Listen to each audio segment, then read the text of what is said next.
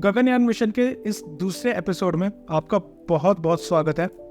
अगर आप लोगों ने पहला एपिसोड नहीं देखा है तो पहले आप जाइए और पहला एपिसोड देखिए, क्योंकि उसी के बाद आपको दूसरे एपिसोड की अहमियत पता चलेगी।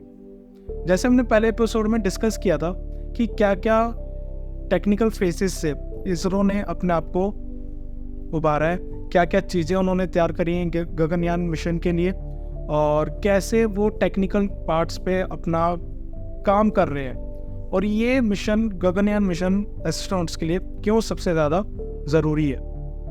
क्या एस्ट्रोनॉट्स के लिए ये मिशन इतना स्मूथली होगा जैसे ये सोच रहे हैं?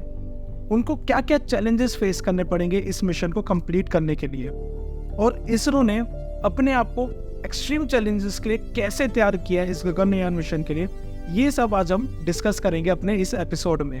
इस एपिसोड के 4 सेगमेंट होने वाले हैं, मतलब 4 पार्ट्स, जिसमें हम डिस्कस करेंगे उनके 4 टेक्निकल पॉइंट्स को। जिसमें से पहला पॉइंट होगा मेन द स्पेसक्राफ्ट, जो सबसे ज़्यादा मेन है। दूसरा टेक्निकल सेगमेंट होगा रेडिएशन पार्ट, जिसमें जैसे मैंने आपको लास्ट पार्ट में बताया था कि उनके रेडिएशंस के ऊपर हम डिस्कस करेंगे, जो स्पेस में रेडिएशंस क्रिएट होती हैं। तीसरा होगा life support and communication system, कि वहाँ की लाइफ कैसी रहेगी ऊपर अर्थ के। एक बार ऑर्बिट से जब स्पेसक्राफ्ट बाहर निकलेगा तो उनका लाइफ और उनका जो कम्युनिकेशन स्किल रहेगा, वो जो कम्युनिकेशन मीडियम रहेगा वो कैसा रहेगा। और चौथा सेगमेंट उनका रहेगा इमरजेंसी प्रोटोकॉल, कि अगर कुछ भी इन केस इमरजेंसी क्रिएट होती है स्पेसक्राफ्ट में तो उसकी उन्होंने कैसे तैयारी कर रखी है, कैसे वो इस चीज़ के लिए तैयार है, कैसे इसरो अपने आप को तैयार कर रहा है इन सब चैलेंजेस के लिए। ये सब डिस्कस करेंगे हम 4 सेगमेंट में। तो पहला सेगमेंट आता है द स्पेसक्राफ्ट। जैसे मैंने आपको पिछले एपिसोड में बताया था कि जो गगनयान स्पेसक्राफ्ट तैयार हो रहा है उसमें एक क्रू मॉड्यूल तैयार किया जा रहा है। वो क्रू मॉड्यूल एस्ट्रोनॉट्स के लिए एक उनका घर होगा, जिसमें उनको हर एमिनिटीज प्रोवाइड की जाएंगी, जैसे कि life support system, oxygen, food and उनका टेम्परेचर कंट्रोल, सारा का सारा इस क्रू मॉड्यूल के अंदर सेटअप होगा। लेकिन देखा जाए तो इस स्पेसक्राफ्ट को डिज़ाइन करना इतना आसान नहीं था। जो सबसे बड़ा चैलेंज आया वो आया टेम्परेचर कंट्रोल करने में।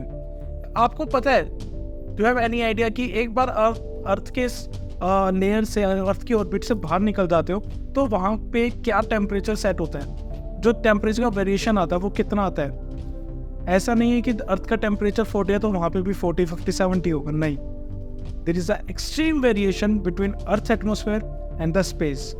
एक तरफ -150 डिग्री सेल्सियस जितनी ठंड होती है उस ठंड को बर्दाश्त करना, और दूसरी तरफ 150-160 डिग्री की गर्मी, उस चीज को बर्दाश्त करना। इसी चीज को ध्यान में रखते हुए इसरो ने एक थर्मल प्रोटेक्शन सिस्टम तैयार करा है जो एस्ट्रोनॉट्स को इस एक्सट्रीम टेम्परेचर से प्रोटेक्ट करेगा। दूसरा सेगमेंट आता है रेडिएशन, जो एक अनसीन डेंजर है एक स्पेस का, जो सबसे ज्यादा असर डालेगा इस पूरे मिशन में। जब एस्ट्रोनॉट्स अर्थ के मैग्नेटिक फील्ड से बाहर निकलते हैं तो वो रेडिएशन से एक्सपोज होते हैं। ये रेडिएशन ह्यूमन हेल्थ के लिए बहुत खतरनाक साबित होते हैं। इसरो ने गगनयान के अंदर एक स्पेशल रेडिएशन शील्डिंग लगाया है जो एस्ट्रोनॉट्स को इस एक्सपोजर से बचाएगा। लेकिन क्या आप ये सोच रहे हैं कि ये रेडिएशन इतने खतरनाक क्यों है?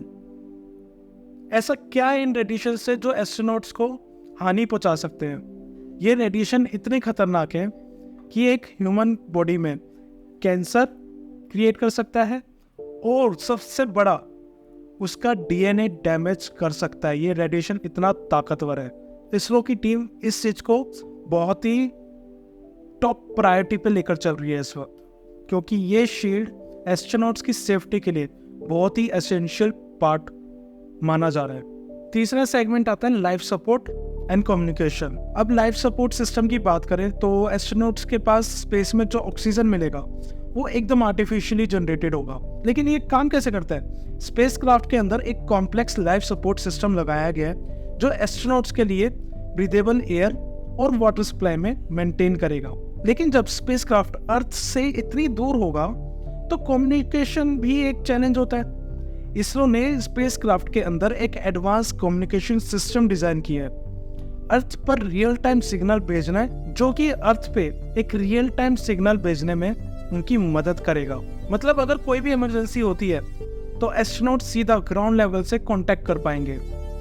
ये भी एक चैलेंज है, कम्युनिकेशन, और ये इमरजेंसी में बहुत बहुत ज़रूरी है। तीसरा सेगमेंट और सबसे टॉप प्रायोरिटी वाला सेगमेंट, मतलब रेडिएशन वाला सेगमेंट भी एक टॉप प्रायोरिटी है, लेकिन उससे भी बड़ा सेगमेंट है ये है इमरजेंसी प्रोटोकॉल, जिसमें लाइफ आपकी डिसाइड होती है। स्पेस मिशंस कभी कभी बहुत बहुत अनप्रेडिक्टेबल होते हैं, और सब कुछ प्लानिंग के साथ होने के बावजूद भी बहुत चीज़ें ऐसी होती हैं जो अनप्लैन्ड हो जाती हैं। अगर इस मिशन में कुछ भी इमरजेंसी होती है तो क्या इसरो के पास अपने एस्ट्रोनॉट्स को वापस लाने की पूरी तैयारी है? क्या उनके पास foolproof plan, foolproof papers हैं जिससे उनको वापस लाया जा सकता है? ये सबसे बड़ा सवाल है।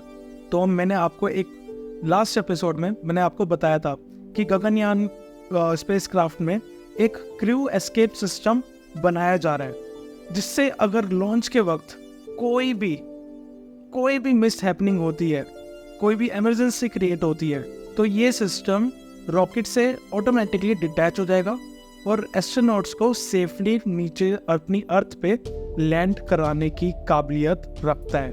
तो मतलब इससे यही साबित होता है कि अगर इस मिशन में कुछ भी मिस हैपनिंग होती है तो इसरो के पास फुल प्रूफ प्लान्स हैं कि वो अपने एस्ट्रोनॉट्स को सेफली अपने घर वापस ला सकते हैं। तो दोस्तों, ये गगनयान मिशन ये सिर्फ इसरो का या पॉलिटिक्स का नहीं है, ये मिशन है इस भारत का। हमने देखा है कैसे एक मिशन ने पूरे भारत को साथ जोड़ा और साथ खड़ा किया कि ऐसे मिशंस को कामयाब किया जाए। हमने देखा कैसे चंद्रयान, मंगलयान जैसे बड़े मिशंस में पूरा भारत एक साथ खड़ा हुआ था। पूरे भारत में कैसे खुशियां मनाई गई थी।